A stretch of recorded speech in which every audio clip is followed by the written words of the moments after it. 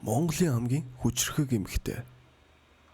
Монголын эзэнт гүрний Хайду хааны охин Чингис хааны 5 дахь үеийн удам Хутулун буюу Хотол цагаан гүнж. 14 ахтай учраас тэрээр хүдэрч хэрэг ах нартайгаа ноцолдон өсч тэднийг хүч биеэр дийлэхийн тулд багасаал тэдэнтэй өрсөлдсөөр иржээ. Хутулун гүнж эрүүл чирэг биерхүү байсан учраас 93 наадмын төрөл болох бүх хурдан морь, ном сум харвах тэмцээнд хүч биеэрээ үздэг байв. Нас бийд хүрсний дараа гүнж олон нийтийг хамарсан тэмцээнд оролцож бөхөр түүнийг дийлэх хүчтэйгээр ховор болжээ. Үүнээс гадна тэрээр ялагдсан бөхчүүдээс морь авч эд өрөнгөнч нэмэгдэжээ. Худулун гүнж өөрийг нь унгасан бүхтэй гэрлэнэ гэж зар түгэн харин түүнтэй барилдаад ялагдсан бөхөөс 100 адуу авсаар ийхүү малын тоо толгой нь 10,000 болтлоо өссөн үржжээ.